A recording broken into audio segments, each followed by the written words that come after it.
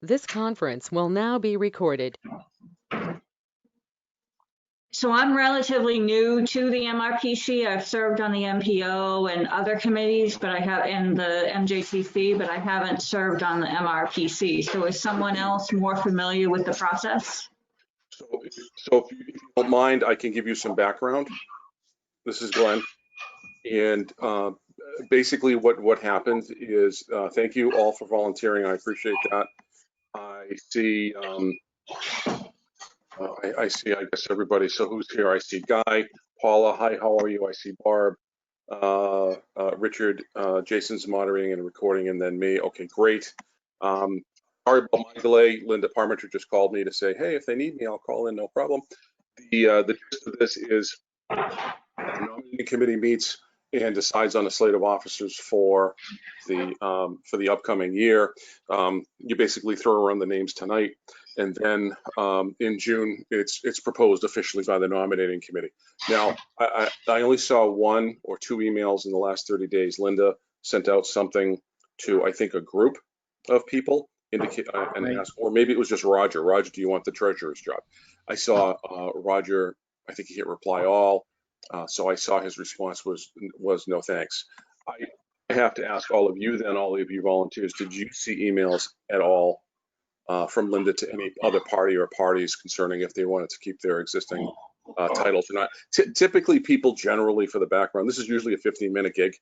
Typically people say, yeah, I'll still be treasurer. Oh no, I've just done it so long. Or I don't want to speak for Guy. For example, a year or 2 ago, Guy expressed interest in being chair. John Lepsiak had been chair for a few years.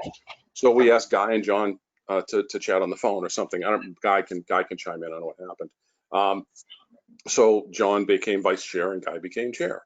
So that it's really, really simple. So I'll stop talking, and I don't know if what you know beyond what I know. This is Rick. Go ahead. Yeah. If I'm following correctly from the emails, I'm just going to go down the list of what I think we have. And for chair, we have Guy Carpacero. For vice chair, John Lepsiak. Treasurer, I believe Laura Schifrin said she would be willing to do that. For assistant treasurer, I think it's still Roger Hoyt. He just didn't want to be treasurer. And members at large, I'm not sure, but Maribel Cruz said she would, but I'm not sure about Phil Duffy, and I know the secretary slot is empty. That's what I have. That's interesting. The last one that I had, Richard showed Laura as willing to serve as secretary, and the treasurer slot was open. Okay, because I had one. Yeah. I'm not sure on the date of this. I only printed out the nominating committee information. So you may have something more recent. I'll check.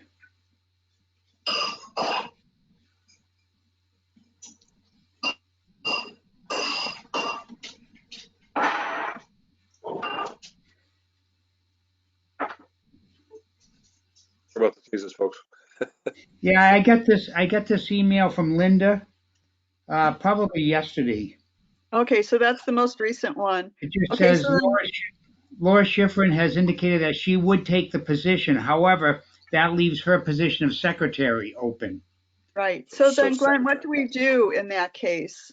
So what we can do, quite frankly, it's your job is virtually over. With a small caveat. So you have, let me repeat it. I took some notes, and my writing is worse than any doctor you've ever seen. So let me see if I can read my notes. The chair for Guy Corbacero, vice chair for John Lepsiak, treasurer Laura Schifrin, assistant treasurer Roger Hoyt, which leaves the secretary slot open.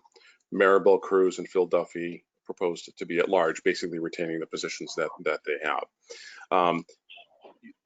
That's what you can propose tonight to let people know. What we can just do mechanically is quite frankly easily say, and I'd like to hear your voice, any one of your voices, Rick, you choose with your colleagues.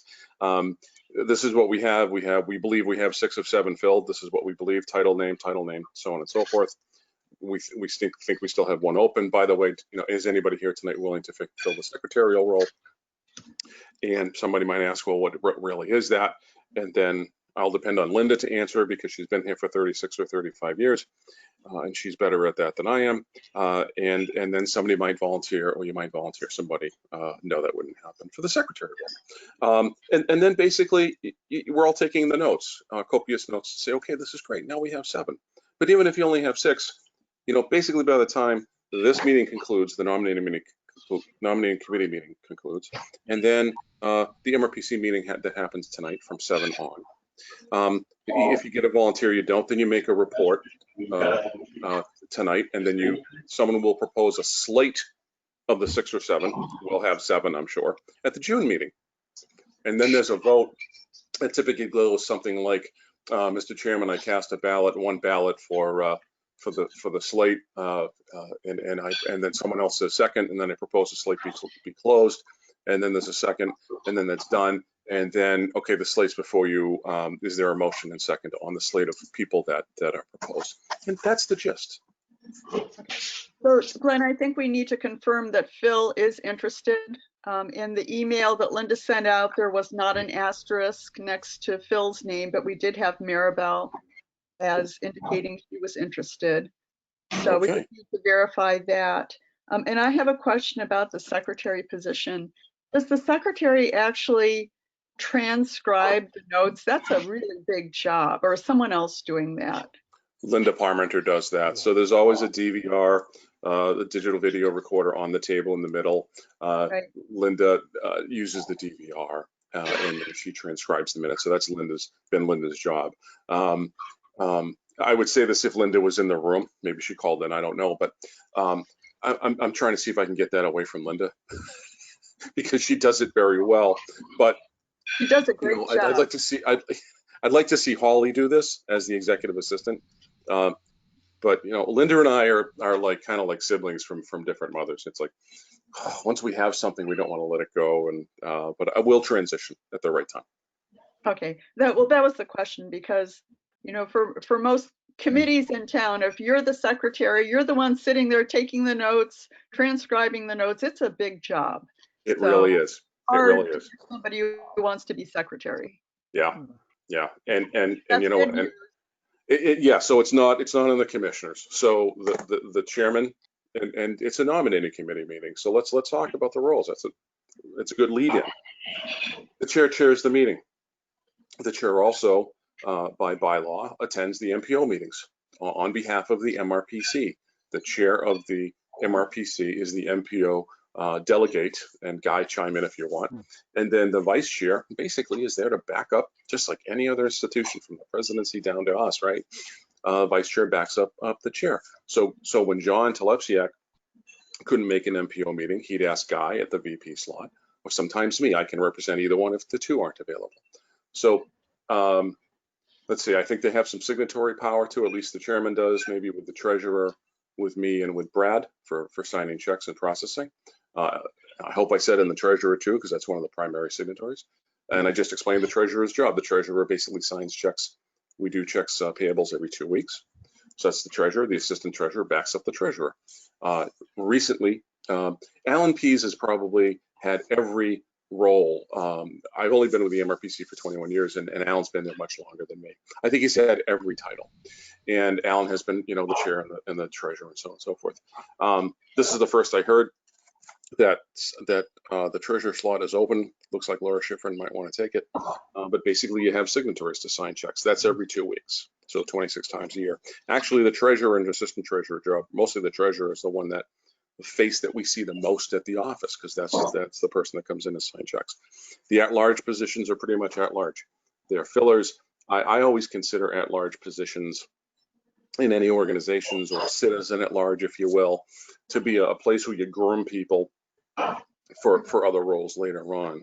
And I hope I covered every job. Oh, secretary. Secretary doesn't take the minutes. I can't. Oh, yes, I do. The secretary primarily, I will ask the secretary to sign certificates of vote that occurred when we were rocking and rolling, doing a lot of real estate financing with the receivership under MEC. We have a secretary for MEC and a secretary for MRPC. So they would document votes for us. So we prepare the literature. So this is what happened last night. We get so good sometimes we'd actually prepare the vote that night and then have the certificate ready for the secretary to sign. That's about the only time the secretary or a clerk signs documents for us. So I've tried to oversimplify in the context of, in the interest of time, what the roles of the people are. And Guy, I see you there, sir, if you'd like to say Well, I anything. just want to chime in about the secretary. Isn't the secretary the one that passes around the roll book? Yes, so the secretary, you're absolutely right. So there is I call it the yellow book. It's a thin binder. It's a white with a yellow cover.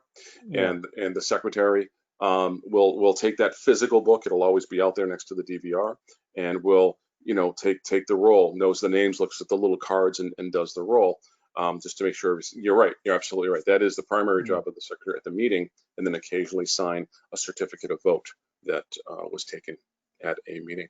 Good catch. Thank you, guys. That's why I asked you to chime in. Okay. You may need to explain that again at the meeting tonight if we're trying to get somebody interested. Glenn. Sure, I will, and I'll start with the roll call book. That's what it's called, the roll call book. Is that one that gets passed around, Guy? Everybody signs it? That That's they're the there? warrant book.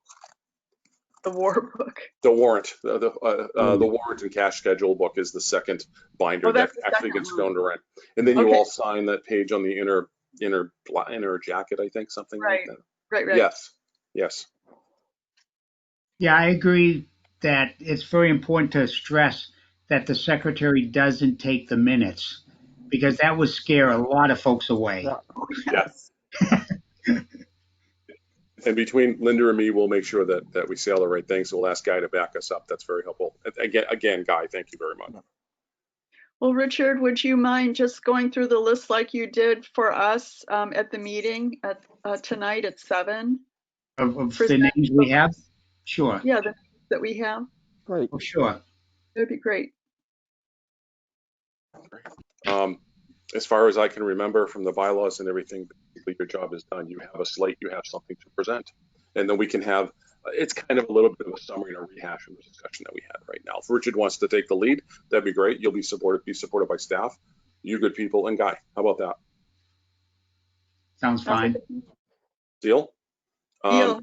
Sounds great. These meetings usually last 15 minutes. I apologize. It went over by 2. Okay.